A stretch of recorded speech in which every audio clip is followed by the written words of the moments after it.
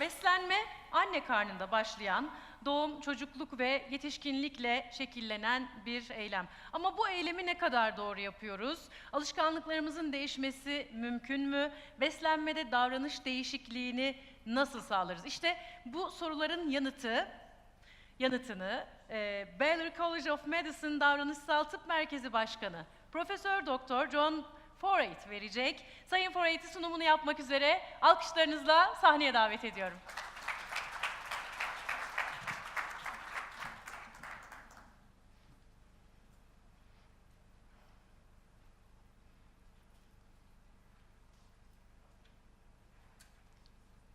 Hoş geldiniz.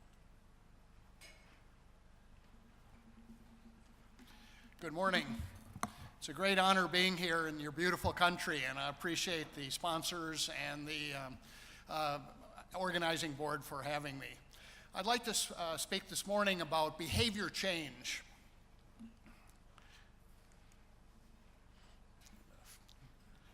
Get our first slide up. Almost 2 billion people in the world are overweight. 2 billion people are overweight. About 600 million people in the world are obese. No country in the world has been able to stop the progression toward obesity. The international goal of to stop the progression of obesity by the year 2025 is less than 1% chances of achieving that goal. As a society, as a world, all of us are experiencing the negative health consequences of overweight and obesity. This slide shows the prevalence by region. And notice not only the United States, of course, but all countries, all regions are being affected by obesity and overweight. The problem is the economy. What happens as we become heavier and heavier and heavier? The cost of treating the cardiovascular risks, the heart attack, the stroke, the diabetes, and so on. There are 196 negative consequences of overweight and obesity. The cause of obesity, of course, is increased calories, increased energy, and decreased physical activity. But the reasons for that are multifactorial. If we look at this social ecological model, we see that behavior is really a function of many influences. The influences that affect behavior change are multifactorial.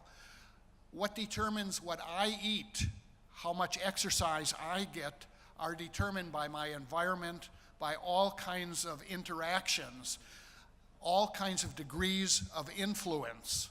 The degrees of influence affect behavior and behavior change. Here are a few examples of what countries have tried to reduce the prevalence of overweight and obesity. For example, some countries have tried a fat tax. Some have tried a sugar tax, especially aimed at sweets and drinks, sugar-flavored drinks. Others have tried labeling foods such as a traffic light diet. Others have tried to increase physical activity, like our former First Lady in the United States has done. These are they're good attempts, but the problem is twofold.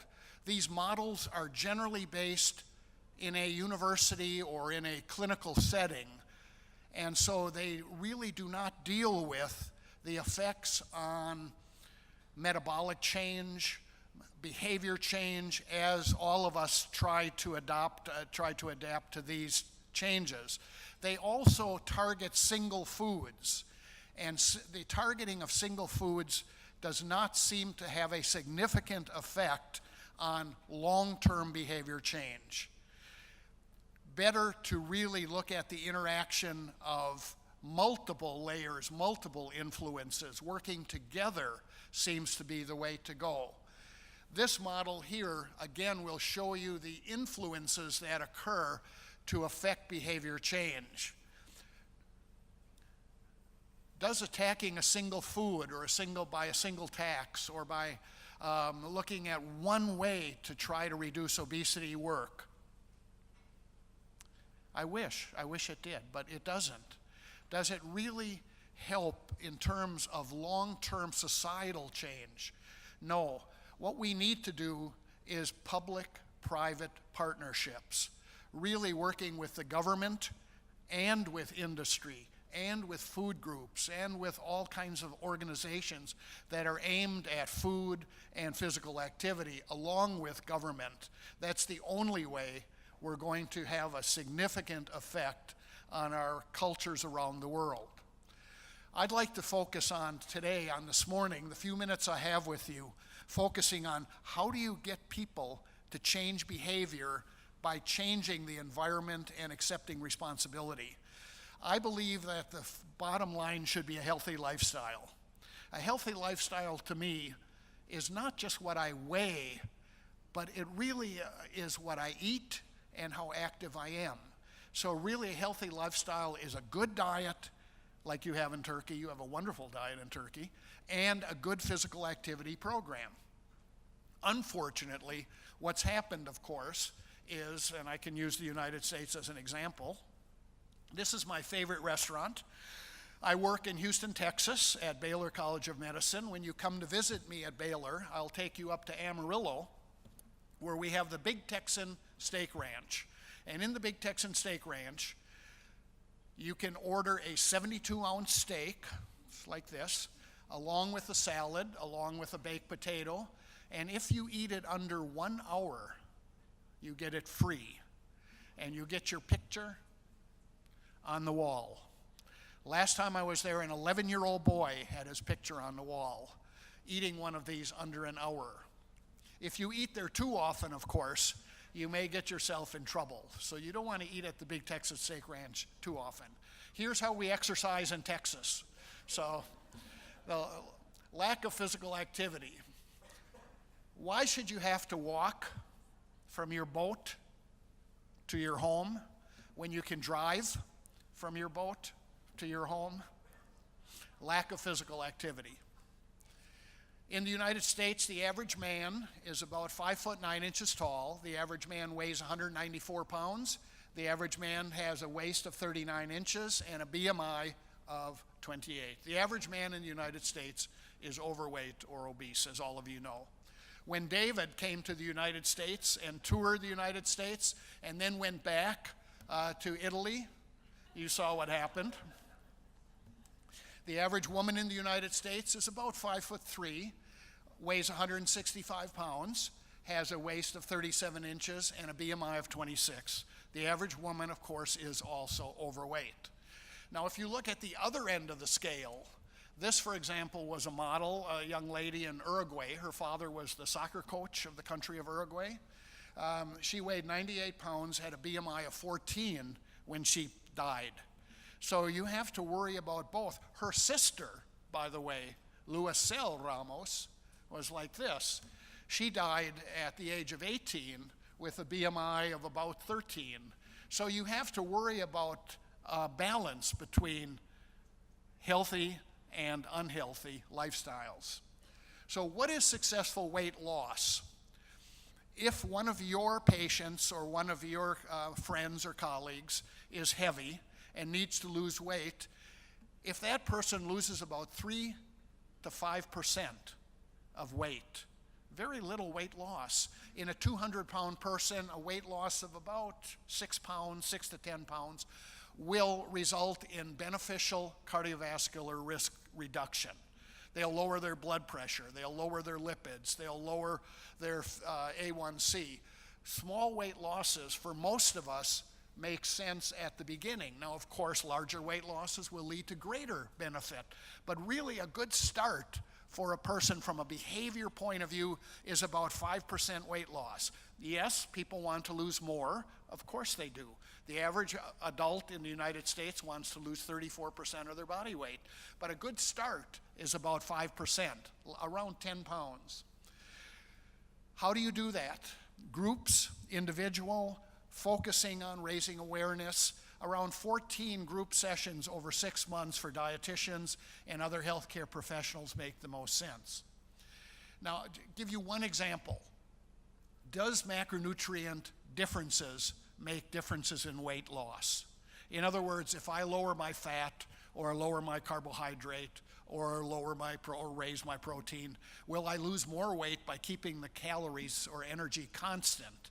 Well, this study was done in Boston, Frank Sachs, and in Pennington, which is in Louisiana, by George Bray. And what they did was recruit and randomize 800 patients who were heavy, needed to lose weight. And what they used was diets of different macronutrient composition: high fat, low fat, high carbohydrate, higher carbohydrate, low carbohydrate, average protein, higher protein. But they kept the calories, the energy constant. So everyone had the same calories, but different macronutrient. Now, would one group lose more weight than another? No. Over 2 years, the results were the same, roughly the same. All patients lost roughly exactly the same weight. Macronutrient composition is significantly less important than really it's just calories. So the bottom line is successful diets can emphasize any range of macronutrients, whether you have high fat, low fat. It doesn't matter from a weight loss point of view.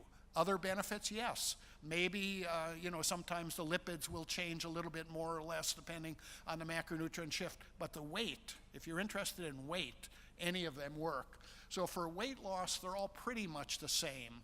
So again, it's more important to focus on behavior change aimed at lowering the calories, energy, and raising the physical activity. So we have lots of diets in the United States. I won't spend any time with them, but we have one, the Ornish diet, one of my students at Baylor, who graduated from Baylor, who focused on lowering the fat to 7% of calories from fat. In America, the average person ingests about 34% of their calories from fat, but he lowered it to 7%. Got very good results, but very, very difficult to follow. The other was Dr. Atkins, as some of you may know, lowered the carbohydrate to very, very low levels. I had dinner with Dr. Atkins a while back, and I got to the restaurant before Dr. Atkins did, and he came in, so I put the bread basket on his plate. I was curious to see what he would do with the carbohydrate. So he came in with his wife, Veronica. He sat next to me, and he took a big roll, and ate it. So I secretly wrote that down. And then he ordered a big salad. He did get the sirloin, I must admit, but he had a big chocolate chip cookie for dessert. Dr. Atkins did not follow his diet. Maybe he did other times, I don't know, but he didn't that night, and he was not a skinny man. So really, the real issue that I want to talk about this morning for all of the people in Turkey and the United States and everywhere in the world really is adherence. Adherence means how well do you follow a healthy diet? How well do you follow a physical activity program? In one word, the problem is adherence. So behavioral strategies are used to increase adherence. That is my goal with my patients. Sticking to a healthy diet and a good exercise program. That is the role of behavioral strategies. I think Mark Twain, one of our writers, said it best: habits habit, not to be flung out the window, but coaxed down the stairs one step at a time. For most people, small changes make the most sense. So you've really got 4 major behavioral strategies to increase adherence to the diet. And I'll just briefly mention each of them. The most important one is, if I can get it here, is this one. It's called self-monitoring. And that is, when I eat breakfast, you have a wonderful buffet here, eat breakfast, you write down what you eat. And then you look up the calories, or the fat grams, or the food groups, or the point system, whatever system, feedback, whatever you're using. But number one strategy for any behavior change, any behavior change, is raising awareness. Number one is raising awareness to the diet, to the exercise program also, but raising awareness is step one. It's always necessary. It may not be sufficient, but it's necessary. So really observe the behavior, scrambled eggs, record scrambled eggs, feedback, look up the calories or energy. 4, this is aimed at raising my awareness of what I'm eating. So all kinds of research shows that raising awareness is the first step in behavior change. There are many approaches to this. First is this one. And by the way, people do not like to keep these diaries. Why? People lie. They cheat. They underreport their calories by 30 to 50%. They underreport their energy by 30 to 50%. When I see a patient, I tell my patient, unless you do not have one of these filled out, I will not see you. I must admit, if I go into the waiting room early, many patients are filling out the food diary for me. Doesn't matter. It's not a good dependent variable, which means I don't care what they write down. It's an independent variable, which means it's a treatment strategy. All I care about is raising their awareness to what they're eating, not what they're writing down. It's tough to do that. This is my perfect self-monitorer. She's sitting on a scale, chewing 27 times, looking in a mirror, writing down what she's eating. We had a patient recently took out her contact lenses before she got on the scale. You know, it's very important to really focus on behavior change. Now, we did a study, for example, for Look Ahead, which I'm going to conclude my talk with a big long-term 18-year study showing how effective behavior strategies really are for weight loss. But in this trial, to get into my study, they had to keep this for 2 weeks, just to be randomized. Then we took these and just threw them in a box. We didn't analyze them. 1 year later, after we treated them for weight loss, we pulled these out and just counted the words, And what we found is the patients who wrote down the most words lost the most weight. Always. It's adherence. Motivation. The problem is it's challenging, it's difficult, people don't like to do it. So now we have many web-based strategies. The internet has all kinds of wonderful strategies for improving self-monitoring. So there are wearables, you can wear these things, you can do all kinds of,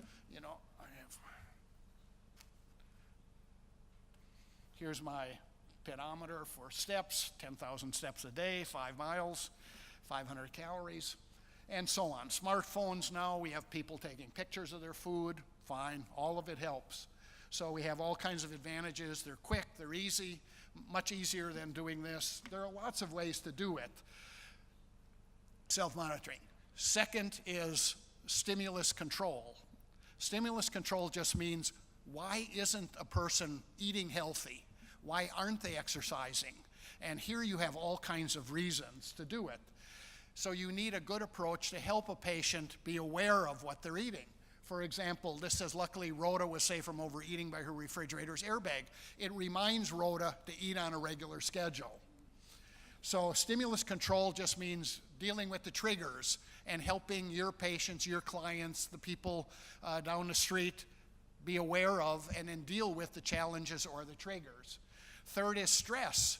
Number one reason why people get off of diets, high stress. Stress is absolutely critical to help people eat right and exercise right. The Dalai Lama says, if a problem is fixable, there's no help, there's no such thing as worrying about it. If it's not fixable, there's no help in worrying about it. There's no help in worrying about it whatsoever. But even when you're the Dalai Lama, you still have to exercise every day and get on a treadmill. Stress management means setting good goals, 5% weight loss, focusing on small changes and getting a life. Get a life. What you weigh is not God. God made us in all shapes and sizes. Everyone can't be skinny. Everyone can be healthy. That's the goal, is health. diet, exercise. It's not what you weigh, it's how active you are in eating a healthy diet.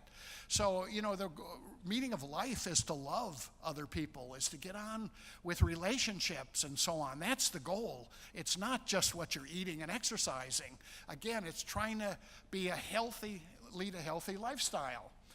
Examples would be to deal with stress would be physical activity. Meditation, you can teach people to say Om Mani Padme Hum or 111 or 999.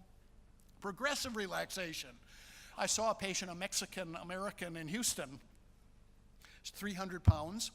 I taught her progressive relaxation, which is tensing and relaxing. She was invited to a dinner dance downtown, 5th Ward, Houston. She told me later she brought her covered dish. She set it down next to a German chocolate cake, which is her favorite.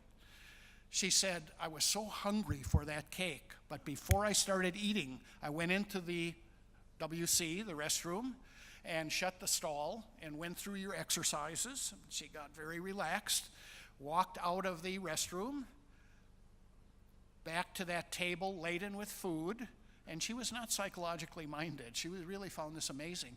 She said, I looked at that table of food, I was so relaxed, I didn't eat a single piece of cake. I ate nothing all night long. I danced the night away with my husband and had a wonderful time. If you can help people, there are strategies you can do to help people deal with food, behavior change comes easy. And finally, social support. The family that eats healthy together, that exercises together, is what all of us are trying to achieve. And so Turkey, the influence on families is great, and to support that and to really deal with it. From a theoretical point of view, social support, nutrition clubs, what you want to get is people together with other people. I had a patient of mine lose 109 pounds, 109 pounds. Her husband fought her every step of the way. He would bring pizza, leave it in the kitchen. He would bring donuts, leave it in the kitchen. He would say, don't go to that clinic. I don't want you to lose any weight. He was afraid. He was afraid she'd lose all this weight and leave him. Well, Sam, she did leave him, Sam, but, the guy is a jerk, the guy is a problem. So, but it's not the point of the story. You need social support. So if you don't get it, then you start having problems. And in Turkey, there are many ways you can get support systems. I had a patient of mine never been on a sailboat. We live 60 miles from Galveston Island. I had her drive down Tuesday night and take sailing. She hated it. She'd hang over the side, get sick every Tuesday. Well, too bad, it's still a good experience. You want to get people with other people, family, peers, healthcare professionals, a dietitian, other people, community nutrition clubs or things like that. Finally, then, for long-term weight maintenance, once you lose some weight, how do you keep it off? The health, this is Thomas's study where they've looked at 10,000 people, 10,000 who have lost weight and kept it off. This study particularly shows you 3,000 people who have been in this study for more than 10 years. And what they found is people who keep their weight off do 10 things, 10. They do this, they track their food intake, they count their calories or their fat grams, they generally follow a lower fat diet, 9 calories per gram. They eat breakfast regularly, a good healthy breakfast. They limit the amount of eating out, they try to eat at home rather than fast food, which is happening all over the world. They eat similar foods regularly. They don't splurge on holidays. They walk about at 1 hour every day, 1 hour every day. They watch less than 10 hours of television a week, and they weigh themselves on a regular schedule. You have to know your weight too. They follow a diet about 24% fat, 56% complex carbohydrate, fruits and vegetables, and 20% protein. The average American eats 15%, so they raise their protein a little bit, satiety. Protein is the most satiating of the macronutrients, so a little higher protein helps. They walk an hour a day. They do this regularly, and most of them eat breakfast. My summary for this part is to really focus on small changes, behavior changes, and that's dealing with all kinds of the interaction of food companies and government policies and so on, helping me change my behavior. focus on health and energy, small changes in diet, exercise, gradual reduction, and so on. So I want to conclude by looking at our study. This is called the Look Ahead study. If you're not familiar with it, I'll just give you a quick study and then I'll quit. But this is an important study. It's a study I've always wanted to do. Does a healthy diet and a healthy exercise lower death? Does it lower mortality? So we were interested, NIH was interested, in if you just do lifestyle, all these things I just talked about for the last half hour, if you did that with people, would they lower their death rate from cardiovascular disease, heart attack and stroke, or heart attacks and stroke themselves? So that's what we were interested in. It was powered at 7% weight loss, so 7% weight loss, and 135 minutes of walking every week, 35 minutes a day, 5 days a week, 135 minutes of walking. So the primary outcome was cardiovascular death. Over the next 10 years, would we get a lower death rate? So here are the sites. You see my site there in Houston. I'm the principal investigator in Texas. But you see where the other sites are. The one in Phoenix, Arizona is American Indians. Birmingham, we have a lot of African Americans. Los Angeles, a lot of Mexican Americans, and so on. So we have good minority groups. 17 sites, 5,000 people, all obese and all with diabetes. They all have type 2 diabetes, and they're all heavy. Here's the diet. It's a sensible eating pattern, lower than 30% from fat, well-balanced, balanced variety and moderation, all of it. 10,000 steps a day, 175 minutes a week, 35 minutes a day. All the behavioral strategies I mentioned. Here's the randomization, 2,600 people in each group, roughly. And you can see the BMI baseline was 35. Anything over 30, as you know, is obesity. So these patients are obese. They have diabetes. One of them got lifestyle. That's changed, all the things I talked about. The other was a control group. They came in a couple times over the year, learned a little bit more about diabetes, but no behavior change. At baseline, you see many of them, almost all of them, had a bad diet. We randomized them to two groups. Again, ILI, intensive lifestyle, means all of the things I just talked about. The other, DSC, diabetes support and education, we just supported sensible dealing with their diabetes, but no behavior change. For intensive lifestyle, would it result in lower death, but also all the other cardiovascular benefits? Goal was 7% weight loss. After 1 year, that's the yellow line, 8.6% weight loss. Highly successful. That's almost 20 pounds over the year in 2,500 and some people. Very good. I mean, and everything came down. Lifestyle, everything works. Blood pressure is down, lipids are down. That's the, if you get 8 points, and these are people with diabetes, A1C goes down, glucose, healthier compared to the control group, less than 1% weight loss. Full max treadmills, none of this self-report. It's all put them on a treadmill. Look at the big increases in fitness after 1 year of walking, 35 minutes a day, 5 days a week. We had 3 good predictors of weight loss after 1 year. What really predicts the weight loss in these 2,500 people? 3 things really were the strongest predictors. Number 1 was physical activity. Number 2 was coming to our treatment sessions. And number 3, meal replacements. We did what's called a quartile shift. We looked at by 4 groups. We broke in the population by 4. For example, physical activity. The group that exercised, that walked 25 minutes over the week, lost 4% of their weight. The group that walked 287 minutes a week, the top quartile, lost 12% of their weight. Triple the weight loss with more walking or other exercise. Some swam, but most of them walked. That's the bottom, because walking is, for most people, fairly easy. Second were meal replacements. For the first year, we used these are those kind of liquid drinks you use for a meal. And we used 2, for the first 4 months, 2 a day. one for breakfast. So they drank this very healthy vitamins, minerals, liquid meals, one for lunch, and then a sensible dinner at night. But 2 meal replacements plus a snack, and then a sensible dinner. And then after 4 to 6 months, we use the meal replacement, one a day, usually breakfast, and then 2 sensible meals. So as you can see, the group that said they had 117 meal replacements lost 5.9% of their weight.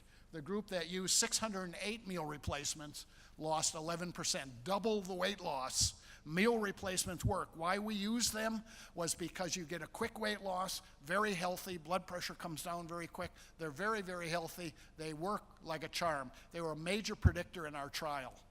And third was coming to our classes, coming to our meetings with our dietitians, who were the main the people who really led the groups were really mostly dietitians. The group that came to half of the classes lost 4.6% of their weight. The group that came to almost 100% lost 11%, double the weight loss. So if you really pay attention. We published a 10-year weight loss data in the New England Journal of Medicine. We were interested in over 10 years what happened to these patients. And what we found was it stopped a year early because both groups had less mortality than we had predicted. Both groups were very successful. They were not dying, they stayed alive. So they were very good from a patient point of view. But both groups were very, very successful in terms of lowering their mortality as compared to what was predicted. But everything else worked like a charm. Everything, all the treatment. We had significant weight losses more in the treatment than in the control. So if you see the blue line there, that's after the first year. They started regaining weight, then started coming down over 10 years. I have now data. We haven't published it yet, so I can't show it. But they keep coming down, so we have now 15-year weight loss data. We're still following all these people. So basically, everything works. Lifestyle works.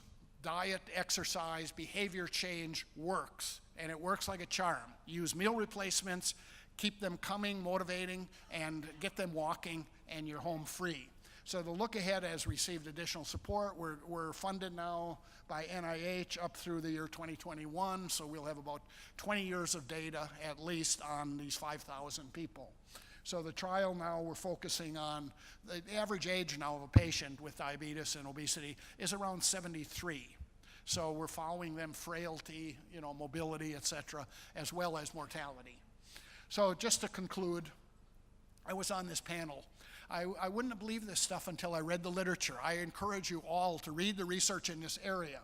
Several studies demonstrate that small losses lead to significant benefit changes, cardiovascular and other changes, lowering cancer risk, lowering heart disease risk, lowering all these things with a 5% weight loss. More weight loss, even better. So I put a few on the slide for you, but there are many, over 100 different benefits from losing a small amount of weight in most of your patients. So really, to keep people coming, you have to emphasize small changes, keep calling them, we call our people, always awareness. So first, awareness.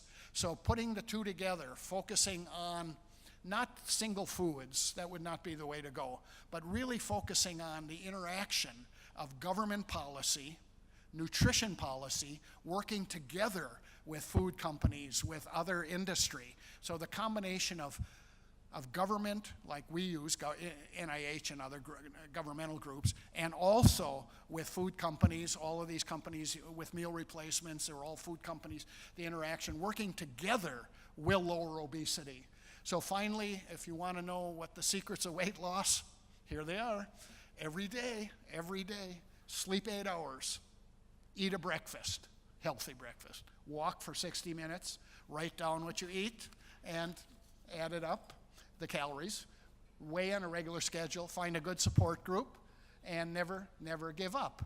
As a healthcare professional, all of you in government, policy, all of you in food industry and other groups that are working on nutrition policies, work together. That's the secret. It works. Diet and exercise work. You can start leveling off the obesity and reducing the obesity. You're going to reduce healthcare budgets. You're going to go on and on with all kinds of beneficial changes by getting this guy off the couch, shutting off the television, shutting off the computer, walking, getting him walking, losing a few pounds. That's the bottom line. Thank you.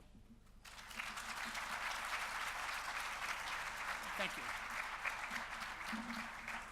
Thank you very much. Sayın Foreyt'e konuşmalarından ötürü çok teşekkür ediyoruz.